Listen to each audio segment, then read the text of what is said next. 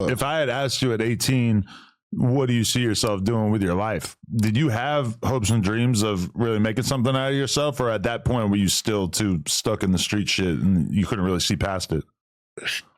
Stuck in the street shit, and I ain't gonna even say I couldn't see past it. I wasn't trying to look past it. I wasn't trying to look past it, but once I start gathering information and I start having a better understanding for life, you know what I'm saying, and I start having a better respect for life and shit, wanting to travel and be, you know what I'm saying, cultural, like, that's when the motherfuckers start respecting shit more. Like, man, like, shit, it's more to it than shit, 8 trade. Like, it's more to it than this gang shit than LA was. Me going out to Washington as well, going to Washington, being in Idaho, going to Idaho Lake, having fun, dealing with women out there, you know what I'm saying, going down to Montana, that whole Pacific Northwest experience, and then, you know what I'm saying, going down to Atlanta, you know what I'm saying, when Lil Sody, rest in peace, was messing with Jeezy, you know what I'm saying, we down there. So traveling, that kind of like opened up my mind to more me getting that money and traveling. Like, so it's like, now I'm having money. I'm young. I'm having money. Like, and this ain't no regular money. I'm in a town to where you making 20,000 and 50,000 a day.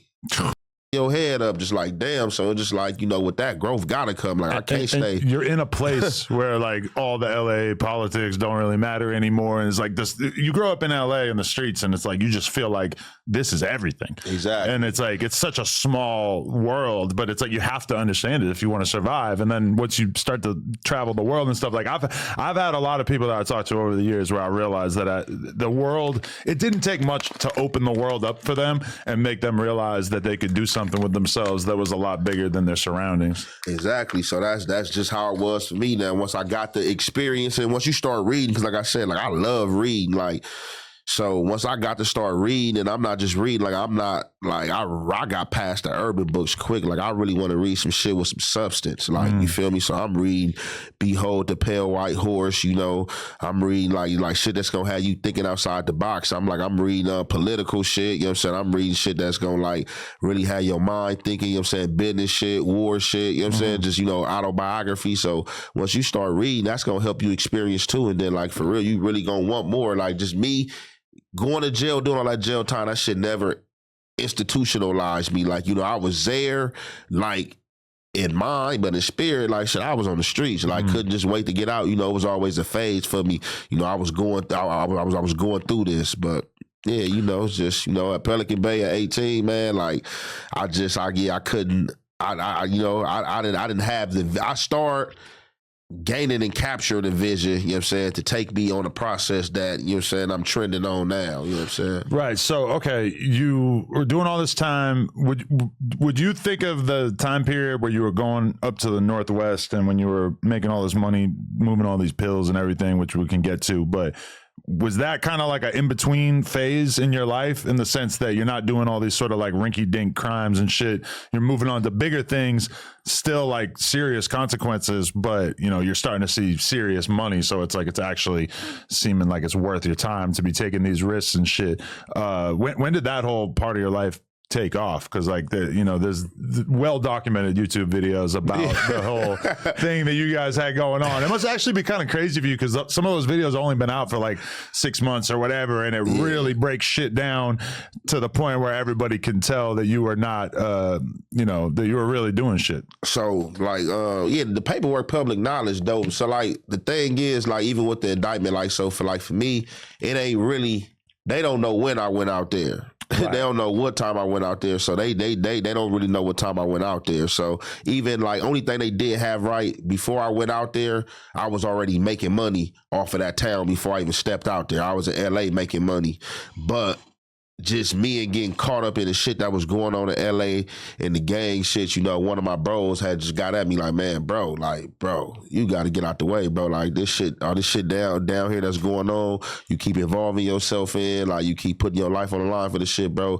Like you gonna be stuck, bro. Like get some money. And then one of my other homies had called in, and he had just like, you know, an older homie that, you know, growing up, I had had a lot of profound respect for. He had just like told me a situation that happened. He like, hey, look, bro, he like, you did everything you can do wrong in the streets. As far as like your gangsterism, bro. He like, bro, it's solid, bro. He like, now he like, you got to expand. You know what I'm saying? And I'm like, what you talking about? He like, bro, you got to go get some money. You feel me? And then, I went and got some money and shit. Once I started getting the money, I started seeing the upside of that. You feel me? Like, and that shit just like, was just really like, I was still in the streets, like, you know what I'm saying? Because every time I was still in LA, you know what I'm saying? I ain't gonna lie.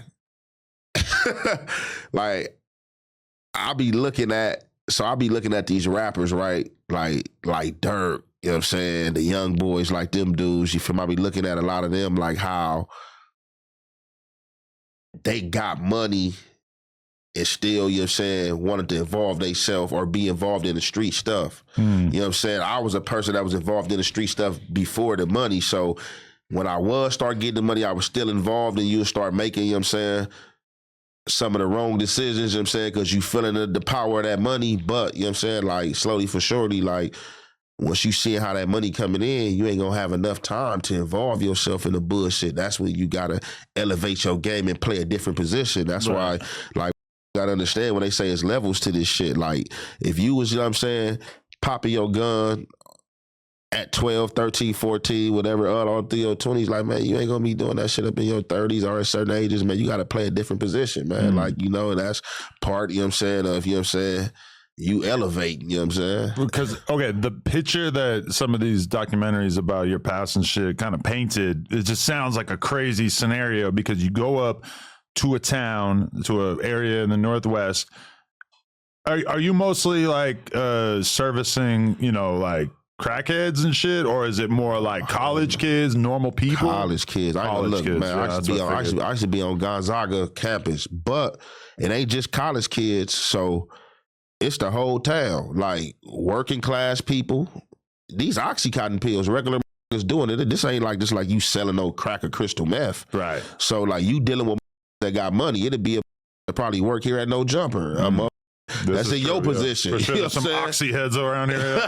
You feel me? It'd be a your position because like I was dealing with like with who own shit that was just like, hey man, I need some pills, coming to buy pills and shit like that. And I'm sure that shit is still big, but like you rewind the clock to like the 2010s and the Oxycontin shit was like all you would hear about when it came to fiends and shit. Now you hear about fentanyl all the time, but yeah, Oxys, that's all you would hear about. And the prices were crazy. You'd be hearing about like, an 80 milligram Oxy is like $100 and shit like that.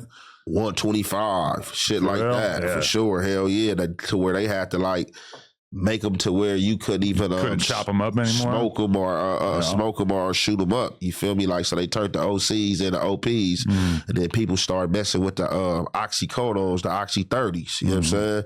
So like, yeah, man. The whole town was messing with them. It wasn't like you was messing with no crackheads. I ain't gonna even lie. Probably me seeing somebody that was just like bummed out, smoked out, coming up to me would have turned me off. Like, right. You know what I'm saying? So you was dealing like college, working class people, just regular people was coming like to get them off of you for real. Did it feel crazy because you're going up there? I'm assuming that it's a small percentage of black people in these towns. Like, do you feel like you stand out like kind of a sore thumb and like the cops sort of know what you're getting into just by looking at you? See, all right, so in Washington, it's definitely in Spokane. Spokane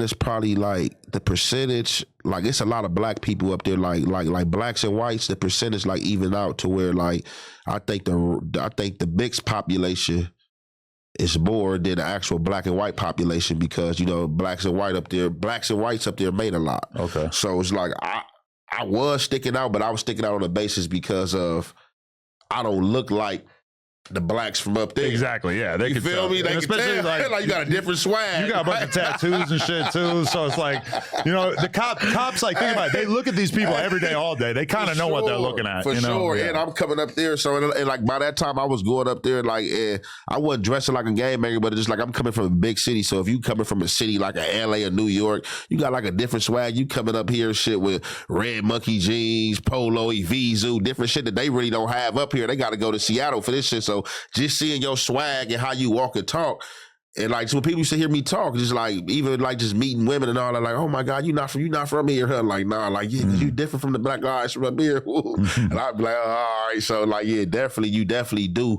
what I'm saying, stick out. But it's been dudes in LA probably since like the late 80s up there and stuff, you know what I'm saying? But just by way of people overdosing and the epidemic that became of these pills out here, you know what I'm saying? Like, it created a big indictment. They got a big indictment, like shit, a big ass 62-man indictment out of us for sure. Okay, so you just saw the clip, but did you know that you can watch this entire interview right now before it's released to the public, uncensored, by becoming a member for just $5 a month, and there's a lot of other crazy benefits as well. So make sure you hit the link down in the description and sign up. Appreciate y'all.